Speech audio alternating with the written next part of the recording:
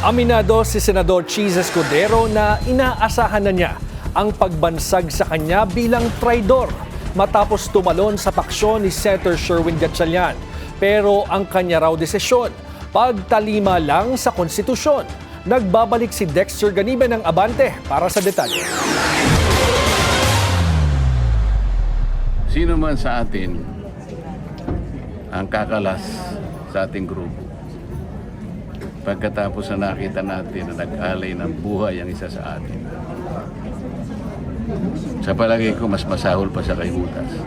Yan ang babala ni Senador Rodante Marcoleta sa mga kasamahan niya noong Mayo 18 matapos ang tangkang kudeta sa liderato ni Senador Alan Peter Cayetano. Pero dahil sa patuloy na pag-boycott ng Cayetano Block sa regular session mula June 1 hanggang 3, nagdesisyon ang kanilang kasamahan sa nooy mayorya na si Senator Cheese Escudero na pumasok at dumalo na sa sesyon. At hindi lang siya dumalo, umanib pa sa Gatchalian Block para mabuo ang quorum at matuloy ang huling sesyon ng Senado para sa first regular session ng 20th Congress. Say ni Cheese, nagpasya ako na itigil na yung kawalan ng sesyon sa Senado. Nagpasya ako na hindi pwede magpatuloy na walang sesyon ng Senado dahil nakasaad din sa saligang batas. Hindi pwedeng mag-adjourn ang Senado ng sosobra sa 3 araw nang hindi nagpapaalam sa kabilang kamara.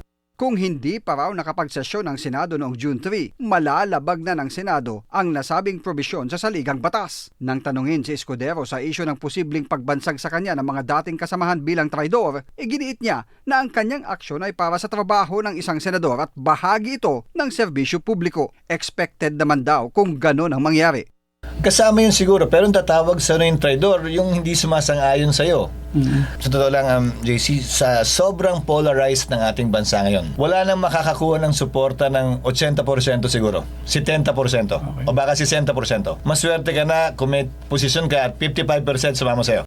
Nanindigan si Escudero na dati ring naging Senate President na walang presidente ngayon ang Senado at tanging acting Senate President lang dahil kailangang iluklok ng 13 senador ang presidente ng Senado. Handa raw siyang harapin ang pasya ng taong bayan sakali mang tumakbo siyang muli sa halalan at makikita sa balota anuman ang desisyon ng nakararami sa kanya. Pero kung magdesisyon siyang hindi nalalahok pa sa eleksyon, mananatiling nakabitin kung suportado ba siya ng nakararami sa kanyang naging pasya noong Hunyo 3 na tumalon at umanib sa paksyon ni Gatchalian. Para sa Agenda Weekend, Dexter Ganibe, Abante.